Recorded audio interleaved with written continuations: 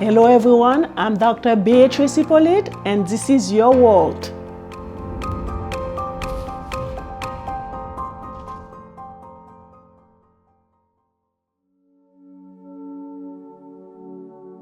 According to research, there are some significant benefits and there are some significant negative impacts on divorce. And I'm gonna start with the benefits. A divorce can relieve someone from a toxic or abusive relationship. So let's say, for example, you were in a relationship where you used to get beaten often by your spouse. After you divorce that person, so you're doing yourself more like a service than anything else. That can increase autonomy and independence. Divorce offers individuals the opportunity to discover themselves, pursue interests, and develop greater self-awareness. New opportunity for personal growth. Divorce can be a catalyst for personal growth, allowing individuals to learn from experiences, develop resilience, and build a new relationship. You want me to finish reading both negative and positive before you pick up? With that point is that when that person decides to divorce that person, let's say she has done everything she can. She has said, look, listen, you're beating me, you're drinking, it's getting worse, and things of that nature. And every time you come home, you're very aggressive towards me and so forth. Listen, I think you should really go and try to get into a program, a drug program or something of that nature. But he's coming home and he's beating her and so abusive. That abusiveness can send her into a mental state, Exactly. right? And the things that, so then she, after trying everything she can, and she decides to get a divorce, after getting away from that relationship, it takes a lot for her to try and get her feet back on the road, because remember, it has also affected her mentally, and every little thing she hears, she jumps or right. So yes, so that's correct on what you said. It's about her now trying to find her P's and Q's back in order. Or him. Or because, him. Though research say that more women tend to seek divorce, but sometimes men do file for divorce as well. So, and whatever that we are saying here, we want it to be for both men and women. Yes. So it takes them time to find themselves, back again. They're single again. And they, as we talked about early on, they looked for companionship, somebody that they can talk to at night or something of that nature, or go out together. So now they are by themselves. So now they have to try to find organizations that they can visit, or they can go and hang out with, not negative, but, positive people, and trying now to find positive social networks that they can sort of reclaim what they have lost or what has been taken away from them. Okay, so before I even go and with the negative impacts, I just want to ask a question based on what you just mentioned. I know the companionship, I know, like being somebody that can make you feel good, or you want that connection.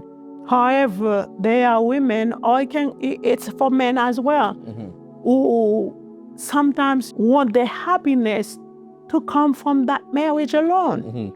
So how would you address that?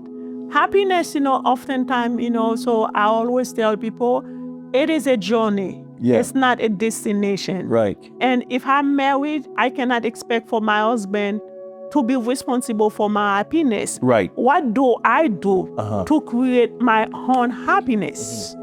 And I hear it way too often. oh, it doesn't make me happy. It doesn't. But what do you do to make your own self happy?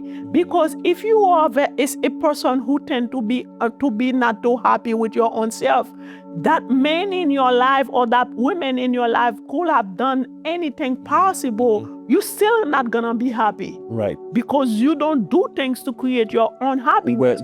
How will you address that? You see, the thing about it is, you just can't sit down and expect happiness to come to you. You know, one of the most important things you can do is pray. That's number one. You know, you get yourself back with God.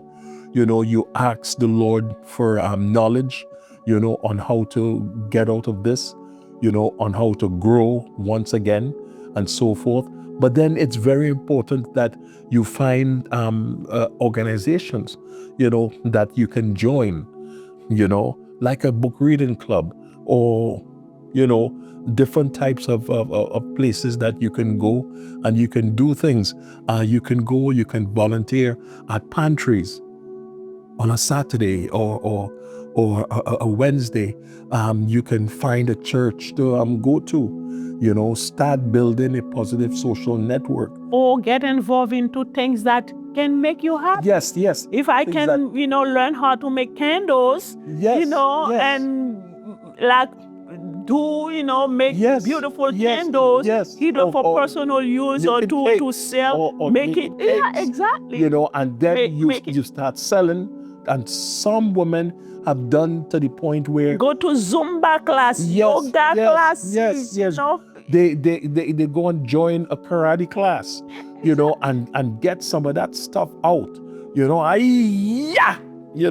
and start breaking pieces of wood, you know, with your hand and so forth, and you feel good. I could defend myself now, you know. I can bake different cakes now. As a matter of fact, I can start my own business here at home. I can start doing cookies, different kinds of cookies. I can buy the boxes, like when you go to the pizza shop, they have all the boxes on the table. I can start doing that and close it, and start selling cookies and cakes online. You know, exactly. Sometimes you may have your own definition of being happy in your head, and your partner doesn't even know what that definition or how to address your own definition of being happy. Yes, and it comes out when those situations happen. You see, so the thing about it is, there's actually no excuse for anyone to sit and mope and grope and do nothing. You know, you can always do something that comes from within, you know, because we all have, we're also talented. Let me share this with you. Years ago, I had that boy that I used to work with. So he called me once and said, B, do you have some time? I really need to talk. I need somebody to talk. And I said, okay, you can call me. You know, I don't remember the time that I gave him to call me. And he called. And I said, what's going on? Because you sound very alarming. But I always knew that he was a married man. I didn't know that he was fooling out until that day.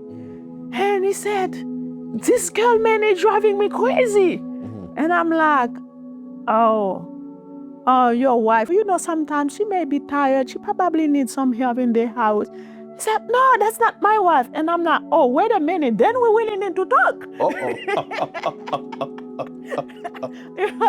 I didn't know about that side relationship. I said, but if you want to have a conversation, you have to come clean and give me all the details. Yes. And he said, no, I'll give you some of the details. And I said, I don't want to be impolite to hang up on you. So, should I? And he said, okay, I'll give you all the details. To make a long story short, so it's like, the girl, despite knowing that he was a married man, you choose to be with a married man, but was complaining about him not having too much time to spend with her. She was complaining about him not making her happy. Oh boy. You know, so it was like a whole situation. I don't want to go into detail, but I want to hear your point of view on that. Well, you know, the thing about it is, he had no right being in that extra relationship in the first place.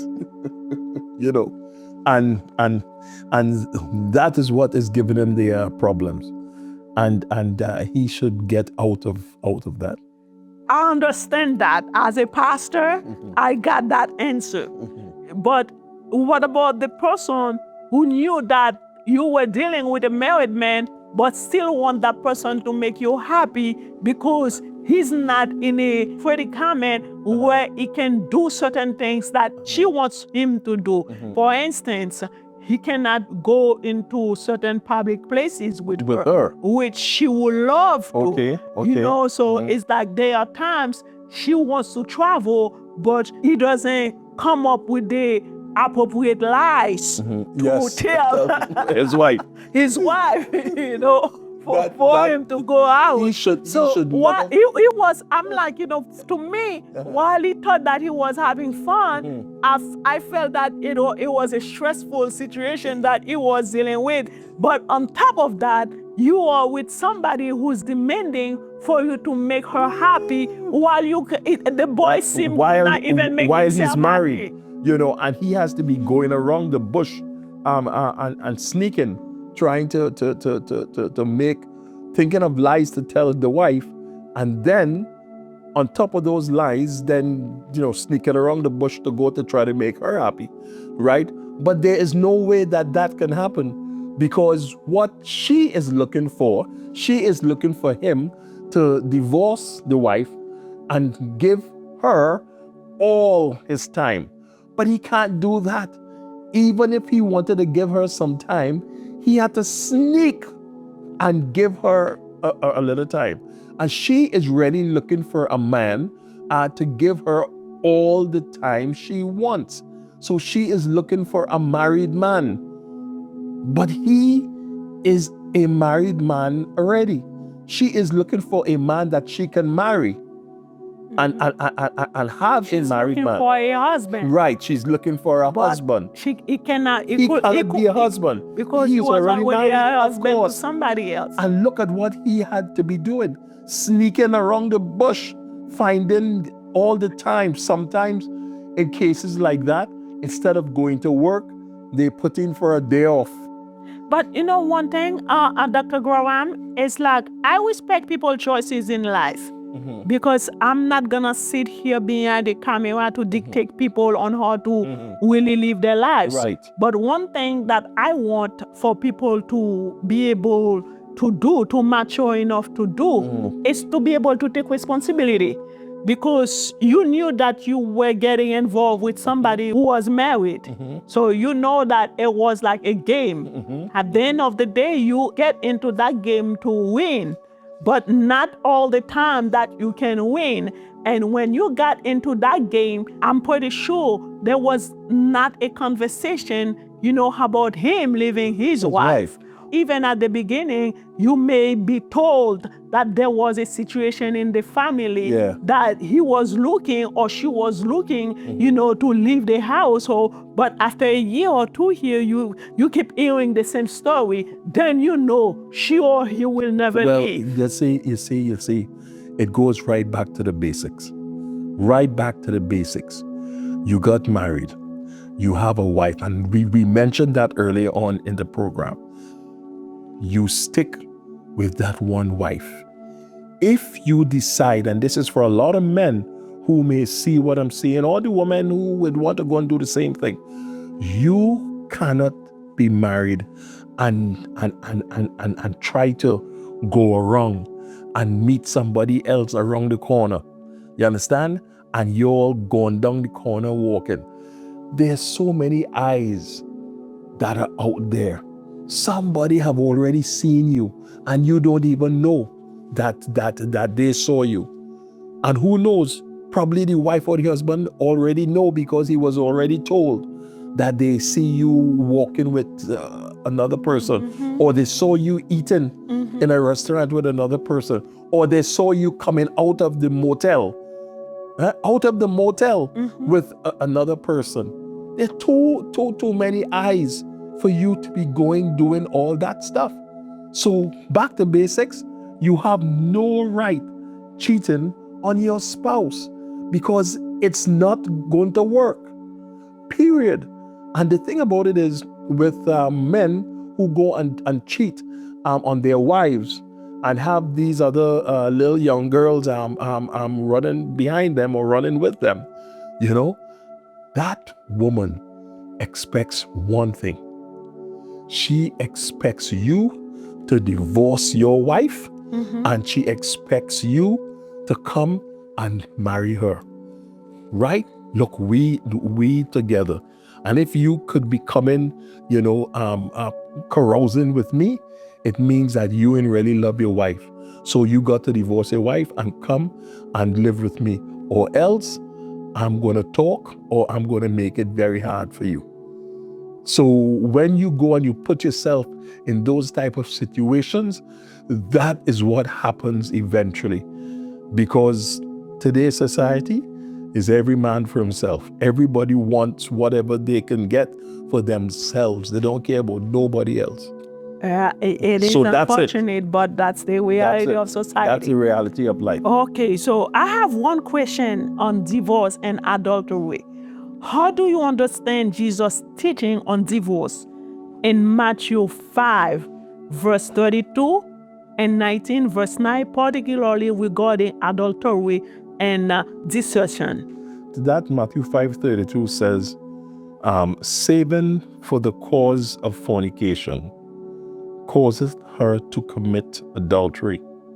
But whosoever shall marry her that is divorced committeth adultery also. So what that means is that if you go and you leave your wife, or you cause your wife or your husband to leave you, and if they go and they get married to somebody else, they are committing adultery, because one of the other spouse, whether male or female, is still married to that person. So you are committing adultery. Now, if the other person is not married and you go and you committed adultery with them, that other person is fornicating. You see? But when you are married and you go having sex with others, you are committing adultery. So that just goes to tell us we cannot be doing that. That is not of the word. So, and it's simple. There's no getting around it. There's no trying to add or take away something from the fact of the word. You're wrong. You're wrong. Okay. And that's according to the word. I'll leave it as such. Yes. My next question: what role do you believe the church or Christian community should play in supporting marriages and preventing divorce? What role should churches play? Well, the thing about it is churches should always, be steady on what God says about the Bible, about marriage and divorce. And that is something that should also be taught in the church. And like the first question, churches should always love people who are married. They should always provide teachings for people who are married. They should always provide preventative tips within their teachings, within their programs, and so forth about divorce, and also about fornication, you see? And they should always be preventative tips against fornication. But a lot of churches may not do that. But the thing about it is, church should always provide knowledge for its members who are married. You see? Because sometimes if their members really don't know much about the Word of God, they run and they get divorced over every little thing. And then they think that it's okay to run and get married again. Yeah, You know? because nowadays, so it's hard Yes, to find yes. somebody to get married and stay for stay. for at least 5 years Yes, in that marriage. yes. In that marriage. It's very, very hard. And you see, what happened is that the enemy is deceiving a lot of people who are getting married, because there's that old thing that our old parents used to, grandparents used to talk about, and they used to always say, the grass is not greener on the other side. And the grass looked green. You walk right up to that grass, and as you walk right up to that grass, you said, hey, wait, it looks so green and nice from back there. But look at all these weeds inside the, it's not perfect. It's not nice as it looked. You see? So the thing about it is, churches should always have teachings about the grass is not greener on the other side. Don't go, even to the unmarried couples, don't go trying to jump into bed with another church member who is not married. You can't do that. You will be fornicating, and you cannot do that. And if God forbid you get pregnant, and you get pregnant, and that child, so it's like bringing that child onto the world, dealing with that madness, where this wife may not accept the presence of that churches child, don't and accept that the child. the proper care will not be able to be provided for the child. So it's complicated. I knew of a pastor that would not dedicate the child because there are two members of the church, and the girl went and got pregnant, and he would not dedicate that child. It had to take somebody else to come in and dedicate that child, and that same child, I watched that child grow, and everybody used to say that child is going to be a pastor. He was sung in the word. He wanted to preach. He wanted to, you can see, what from what he gave off. And this is why a lot of the elderly members used to turn and says, oh, I love when he recites his poems and that. He is going to be a pastor. But the thing about it is, the pastor of the church would not dedicate that child. You see? So the thing about it is, we have to have more of an understanding. We have to have more teachings. We have to have more slogans that are up, to remind couples about the longevity of marriage. The importance of the longevity of marriage, and divorce is not something that you should ever go through. You see? Okay. So. Okay. I have two more questions. Yes. But I wanna go to the negative impacts of divorce before I address those two questions. Divorce can lead to feeling of sadness, grief, anger, and anxiety, which can negatively impact mental health. Loss of identity and self-esteem. The end of a marriage can lead to loss of identity and self-esteem, particularly in individuals' sense of self-worth was closely tied to their relationships. Increased stress and anxiety. Divorce can be stressful and anxiety-provoking experience, particularly when it comes to navigating legal and financial situation. Impact on children. Divorce can also have a significant impact on children's mental health, leading to feeling insecurity, anxiety, and sadness, and in some cases, they may even end up taking their own lives. Yes, and the thing about it is, divorce impacts very heavily on children. You see, and as children grew up with a mother and father, when they go to school, all right, and then the teacher asks, tell your father that he has to come and see me, that child don't want to say that his father is gone. or his mother is gone, because the children are going to laugh at him. He'll be treated like a second-class citizen. He doesn't have a father, or he doesn't have a mother, and things of that nature.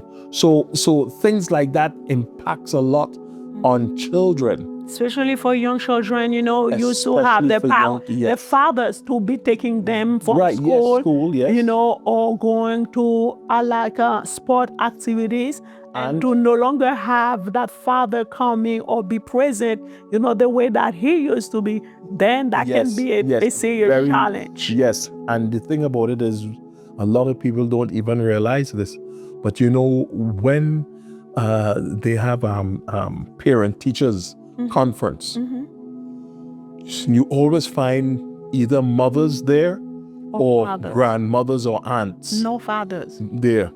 No fathers, right? And the thing about it is, grandmothers or sisters or aunts there with the child.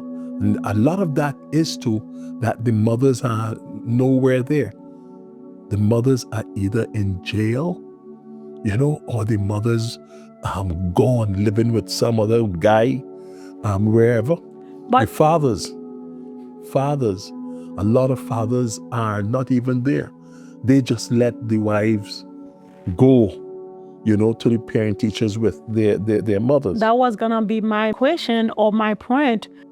I understand, sometimes you may not be, in the same household with that child, but that should not disengage you. That's right. Into being a valuable asset into that child's life. That's right. Because I'll tell you something, a lot of stigmas are laid. And the thing about it is, when teachers see only the mother is coming, they sometimes don't ask where's the father, but they treat the children differently who only has a mother, or not even a mother, who has an aunt or sister that is bringing what you are saying is based on experience, because I haven't done any research about it. Oh yes, I don't know. Based on experience. Okay. And even school teachers who may be watching, who will watch this, will let you know that there are some, and I'm not saying all, but there are some teachers that will treat a child differently because that child does not have parents or does not have a mother and a father that come together, to see about their child, or to find out how is the child going, or what did the child do for the last quarter. How did that child do in his or her exams, things of that nature. But when parents see the child, the signature is there, okay, but when the child comes in, the mother and father walks in with that child, oh boy, a lot of respect goes towards the child. And when the child is in the class, sometimes the child could be treated differently. But one thing, so I applaud what you just mentioned, and I know it can be true, but at the same token, the two parents can be together and they may never be able to go to a teacher-parent together. Of course, we know how things go, because a lot of times I could not have made going to a parent-teachers meeting because I was at work, and I couldn't leave work. Sometimes I had to leave work early to come and be there. So if I could not have been there this time, the next time I made sure that I was there. And because of making sure and taking time out to make sure that I was there, one of the times I went, and the teacher told us that our second son, he was very talkative in class, and things of that nature. Now, then again, sometimes mothers Oh, not my son. I don't think so. You know, sometimes they're always ready to say not their child. But anyway, what happens is that I decided to go unexpectedly. So I don't even think my wife knew that I was going. So I went to the school, and I had called the teacher from in my office at work. And I called and I told her, I said, listen, I'm calling you from Rikers Island. I'm calling you from my office. I just want to let you know that I want to come and visit the class. So she said, okay, yes, you can come. So I went to the school, and that one morning I reached to work late. And I said, that's quite okay. Whatever happens, happens, but I know I'll be going in late. But anyway, I went to the school, and I went to the classroom, and I did not just walk and go into the class. I walked and I stood, and when I did this, she saw me. And I said, so once I said she knew, then what I came for. You were here to investigate. Yes, to come and look at my son. So I just creeped up very easily, and I looked in. And as I looked in, who did I see was my son? With the boy next to him. Now my son didn't even see me yet. So as he kept on, I just pushed myself forward a little. All the other children who were doing a little thing saw me pushing my head forward, and everybody stopped, and they did. And the whole class got quiet. So my son realized that the class is quiet, nobody is, so I saw him look around, and then he saw the children looking at the door. So he raised and he looked. And when he looked, he saw me standing there looking at him. And all my son could have done was, it's all he could have done. And as he did, I just walked away. So I did not even call him out to talk to him or nothing. So all day he stayed in school. Remember, I went in the morning. So all day he was in school. And I'm sure that did him more than me calling him out. And he stood there all day and waited till I come home then in the nighttime from work, right? To talk to him. So he didn't know what was going to happen. So just by doing that, and I spoke. And the behavior, I'm pretty sure will change because she doesn't know whenever, When would I come again and catch him?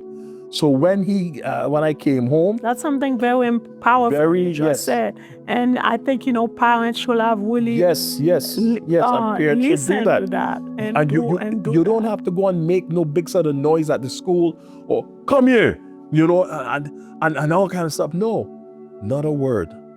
And he went home. He stood all day, he all evening until I got there. When I got home, boy, I said, Matthew, come here, please. And he come down, boy, slow walking. Because he knows, he knows in that voice there was power. He knew he got caught. Mm-hmm. And the thing about it is, with the mother, oh no, Matthew, don't do that, and all that stuff. So he felt good. He felt, he got a bye because mommy, So I decided to do that. What you're telling the viewers, it's like there was a balance between those two parents. Yes. If one is, tend to be lenient, both of them cannot be lenient. No. One of them have to have that one hand. Yes, you're right. Mm-hmm. And I did that, and he cut all that stuff out from his school. Because I called the teacher back to double check, like, we must follow up with our clients. And I double checked. And the problem was solved. I'm glad that you did that. We have 2 more questions, Yes. and that will be it. My next question, how do you consider the cultural context of biblical teaching on marriage and divorce when applying them to modern situations? Well, as I would always say, back to basics. No matter what happens, no matter how things may want to change, how people may want to make right wrong and wrong right, back to the basics. Everything that we spoke about, everything that comes from the word stays the same. So even now, as time goes by, and they're going to court to say, well, we can before we could only hold the cup like this, but now we could hold the cup like this now and drink. Back to basics. This is how you hold the cup and drink, and this is how you should drink. Don't get caught with the trend. Don't get caught up with all the new things that they're trying to turn right into wrong and wrong into right. It can't work. Stay to the basics. Stick to the basics. Okay, you kind of answer the second questions as well. So I'll leave it there. Yes. Reverend Dr. Captain Graham Livingston. Yes. No, it's Chaplin. Oh, have mercy. man. A lot of work was put into it. But Okay. thank God. So you have a lot of hats. Yes. And many of them I didn't know prior. I knew that you served for many years, and even time that you used to be on reserve, you will sneak and go and do your duty as a veteran and As a soldier. as a soldier. I knew that you were very involved. You were a pastor, but the reverend title, the chaplain. I didn't know about that. I didn't even know you had a doctorate in ministry, right? Yes. That's ministry and ministry and another doctorate in humanities. Oh, you have 2 doctorate degree. Oh, okay. Let me tell you something. I had to invite you to the show to know a lot about you. What's the name of your church? New Hope Family Center. Oh, New Hope Family Center. Yes. So Livonia. I remember that you used to do a lot of traveling, like missionary. Yes, I still traveling. do. My brother and I, we just came back from visiting Kenya, Tanzania, Uganda, and Rwanda. And we did a lot of preaching stints there at churches and so forth. And, we also give of our own money to causes within the church, to people to help build, to help buy land, number one, and also to help build their churches, to start building the churches. But this year, what the Lord had me do was to encourage the people and to encourage their churches to start seeing for themselves and not dependent on a handout. And what that was about letting them know that they can start buying pigs. They can start rearing pigs. They're very easy to take care of. They make a lot of young ones. They can start selling these young ones in the market, start making money to help, build their church and to provide the financial assistance that they need. Also not only pigs, but also rabbits. Rabbits, you get just 2. They just make a lot of young ones, and you can start selling. The rabbit meat is very expensive Over there, you see. So you can do that. Also chickens, you see, you get two chickens and a cock, and you fence it around, and you build a nice little house where they can go in and lay the eggs You know, they do like what 10 to 12 chickens they make, or whatever that case may be, and you have your little boxes in this hen house. Before you know it, you know, they'll be getting a lot of eggs that they can package and send to different stores, and they can just sell their chickens and so forth. So they have that type of farming going on. You know, they can make a lot of money, you know, to be able to help their churches and to be able to help themselves financially. So that's really helping people create independence. Yes, that's right. So this is what I brought to them this year, you know, and I told them they don't have to look for handouts. But not only at the church, but I also spoke to the people themselves. I said, if you have a little piece of land wherever you live, you can get the same thing and rear those animals right there, and the chickens and so forth, and you can then carry them to market, and you can then make money to help your own household financially. So I had to tell them, after today, no man should go hungry in this church. And they sat there, they said, because they have the resources. Yes, they have the resources right there that they can do it. But they didn't know, you know, they just sat and they stay poor, and they you know, look for any handouts they can get and things of that nature. So, you know, with God's help and messaging, I had to open up that whole scale for them. So now they're saying, yes, you know, and a lot of the people were saying, I can do that by me, you know, and so forth. I mean, they say it, but then that's a wonderful thing to be able to empower others. Yes, know? yes. So it was a great work. It was a great work that we ended up doing, you know. It's something you do annually? Or? Yes, it's something that I go annually, and we preach. We have a lot of churches that every year you go to umbrella. the same countries, or you go to different countries? Well, we go to the countries that have the churches that are under our umbrellas. Okay. Right, and we added Rwanda this year that we went to. So next year we may go to another church that is added on to the countries that we go to all the time. Because what happened is that, you know, they can't wait to see my brother and I when we come to visit,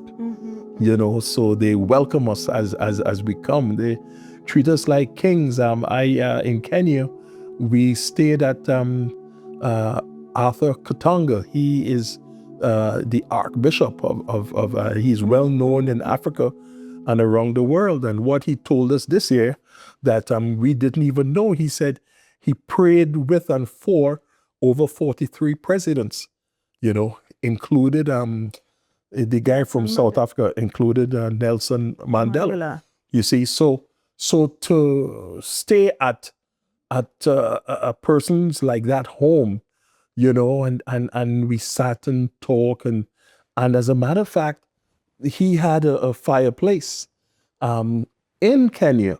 So first time when we went by him, we found it very strange. But Kenya gets very, very cold at night. And in the morning that people have to wear sweaters. Oh, okay. And this is Africa. And we says, well, but very, very cold it gets. So he has a fireplace where it keeps him warm when he goes to sit to watch his news and so forth. But he's a very great man, you know, and it was good to be able to sit with a man who one of the Kenyan presidents gave him land and all that stuff. Okay. So he's well known, you know, and things of that nature. So these are the things that we went through, and it's about bringing the word to the people, you know, and contributing money to help them, and so forth. So it's really great. Okay, Great that's work. wonderful. Dr. Graham, words are not enough, you know, to thank you. Yes. Because I remember when I called you, And I said, I want you to be on the show, and this is the subject. I didn't even give you that much time. Yes, And you yeah. say, we can do that. Thank you for being here today. Sure. Thank you for the work you do. Yes. Thank you for the many souls that you touch. And you know, at the end of the day, your reward is not on this earth. It's in heaven. Your reward is not the way I'm going to treat you Yes, or other people will treat you. Your reward is not the value that people will put into your work. Right. Your reward is up there. Yes, thank People God. doing the good job. Yes, thank God. Thank you. Thank God. And I give everything to the Lord, and I remain humble, as humble as they come. Amen. Of that said, it was with you, Dr. Beatrice Hyppolite, with your world.